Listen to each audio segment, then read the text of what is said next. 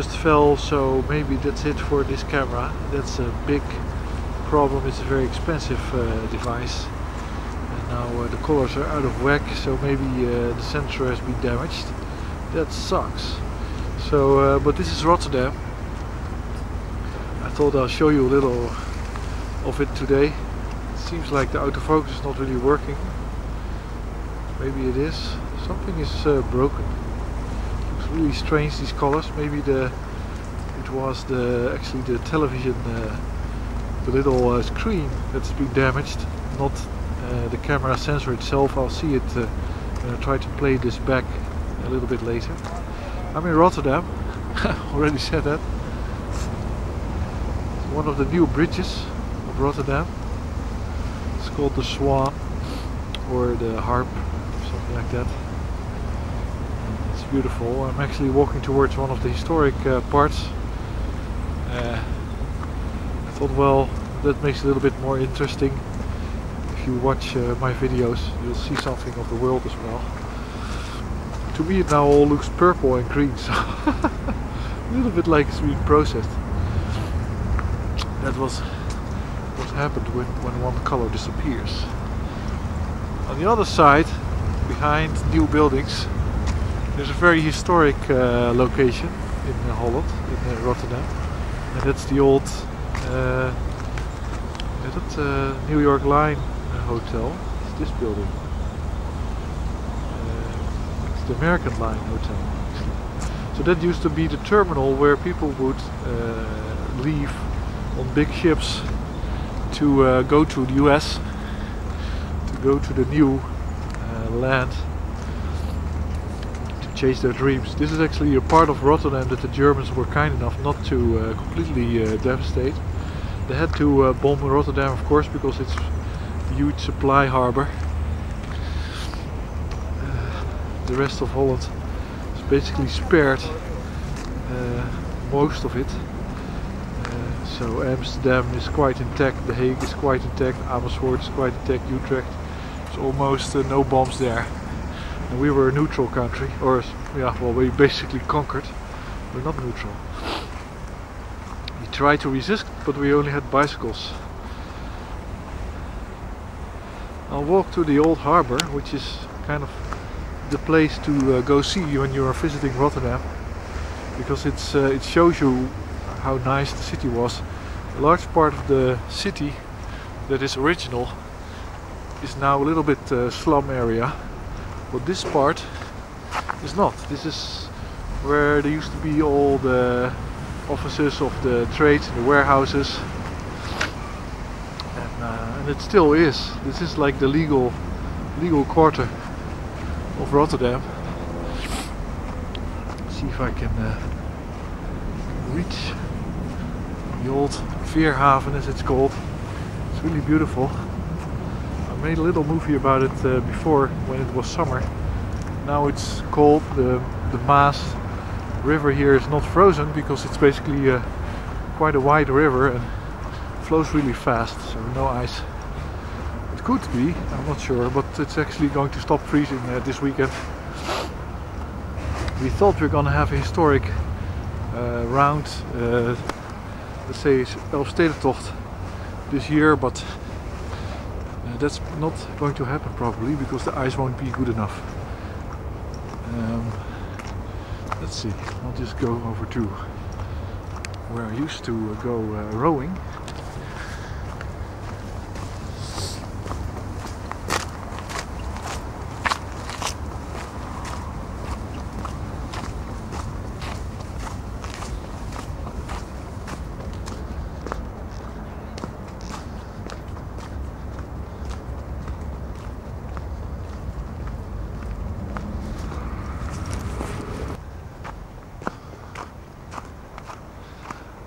This is actually the clubhouse of the rowing society I was a member of. It still is a very chic. They also do sailing. They used to be rowing on the river Maas with lots of lethal fatalities, about 16 of them. People simply being killed as they try to row on the river. But this is the old Veerhaven. Also looks green. These are like the way we used to build historically, which is much more elegant than we do today. So and today we all have this concrete mafia that tries to pour concrete everywhere. And we didn't used to have that because the energy supply was not that abundant. So you basically were not trying to churn fossil fuels, but you were trying to build something beautiful with a very, let's say, making very efficient use of your resources.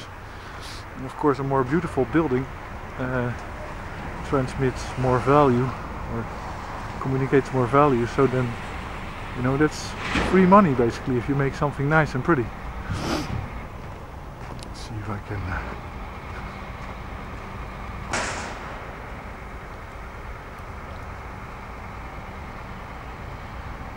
Historical boat. I really cannot see very much.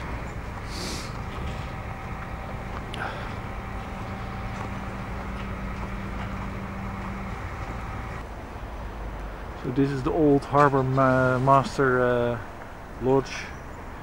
Ships moored here. Of course, it's very expensive to do that. See, I'll just do a little stop and go. So, this is Grand Café Loos. And it's this old style, I think it's about 1900 or something, that people were building like this.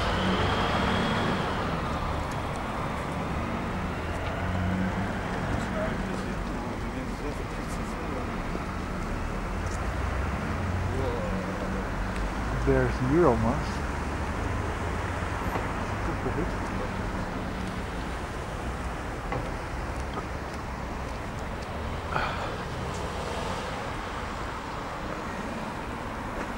Rotterdam is actually using or losing its position in global trade because I have to cross the street. Because first of all, the harbour is being privatized, and it's a little bit of an entity of its own, and that can create leverage on its own. So the people running it say, well, give us 100 million and we'll make it into 1 billion. So it's completely financialized. Independent, it actually tries to be an independent territory in the sense that you have to pay in order to access it. And the city of Rotterdam is being starved. At the same time, of course, the whole type of activity that takes place in a harbour, export mainly from Germany would be the thing in Rotterdam, is slowing down simply because the heavy industries are disappearing from Europe. And they're moving to India, to China, where there's a need for iron casting and making iron basically from raw materials.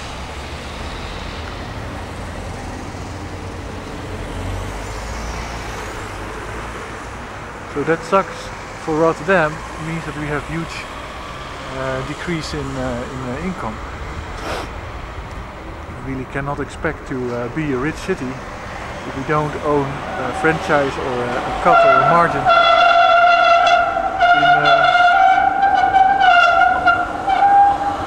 serious financial activity.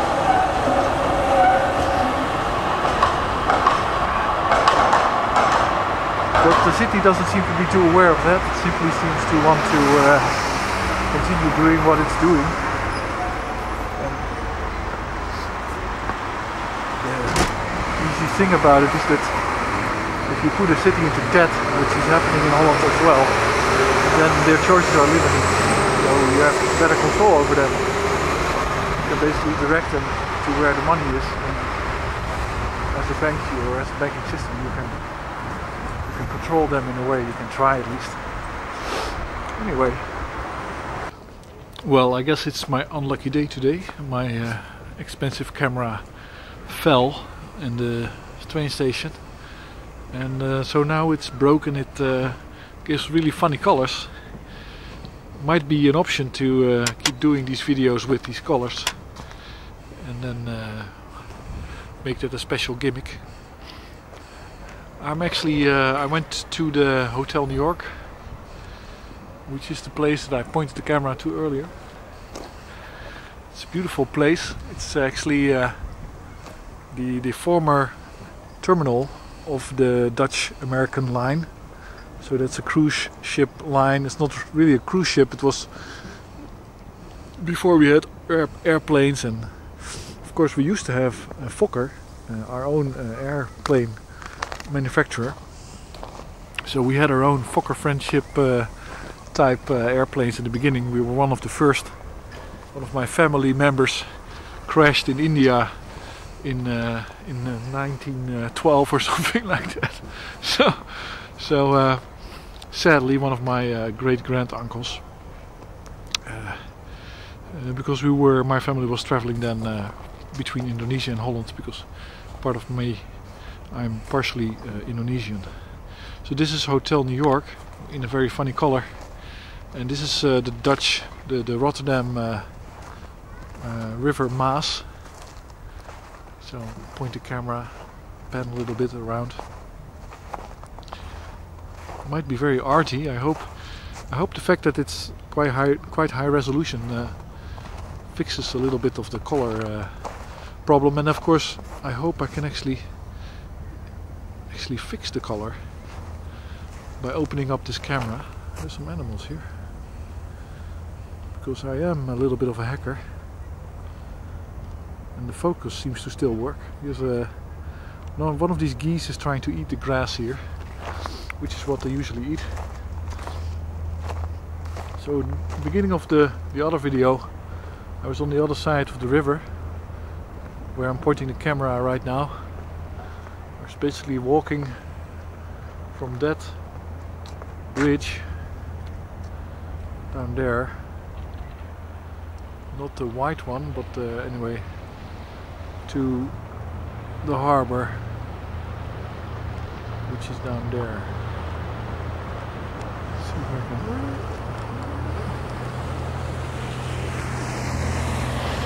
They have these boats here, which are quite funny. Some of them are 350 horsepower, and if you pay a little money, you can race them over the river.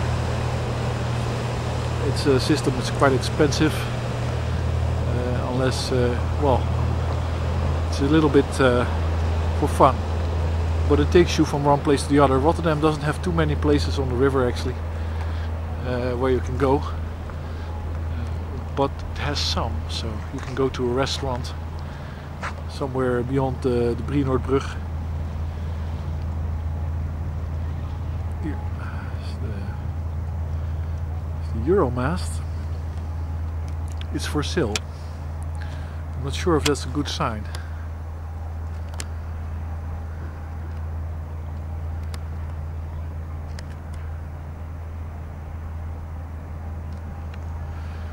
Anyway, I'll try to give you a view of the river. I'll pan back to the restaurant, Hotel New York, Holland America line. It's a beautiful place. And you can see that, you know, it's a good thing the Germans didn't bomb this, because if they hadn't bombed Rotterdam so heavily, then it would be looking much better than it actually is doing. This building was added recently, and I had a party up there, which is a very funny place to be. There's a balcony, it's really high. And so I'll walk to the river as my tape is running out.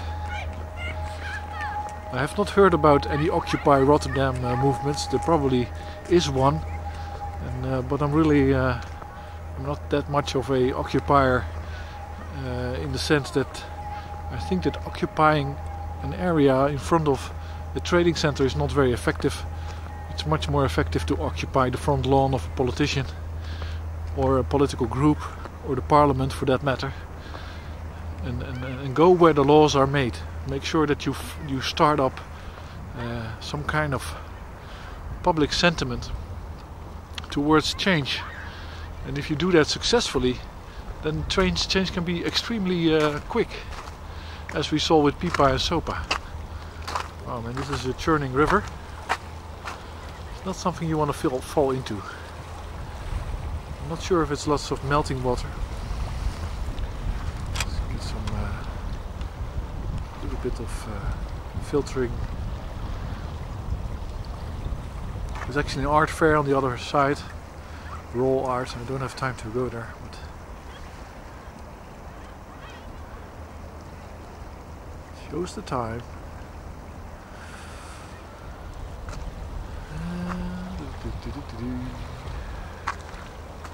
I made a recording the other day, around about there where you can reach the river from. There's a ramp.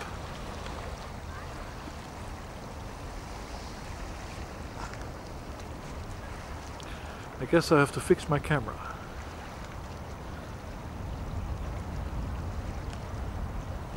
The funny thing is, of course, that they do have cruise ships coming in here.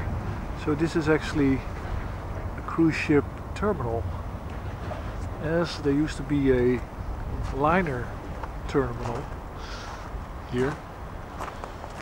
And it really led to the development of this whole area, which is beautiful. I think that these industrial buildings are sometimes really nice, because they basically didn't care about the style or what habit the builders had. Had to be cheap, spacious, well lit, and of course, you know, I guess we have a free color effect on this video, which is amazing.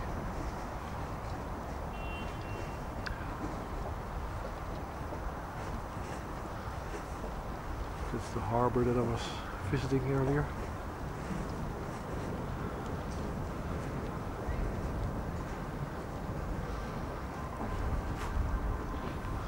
And suddenly there's this water tower on top of this building here.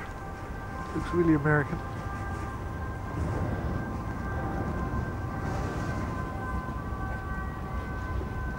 So that's one of the benefits of being bombarded by Germans, is that you basically can rebuild everything.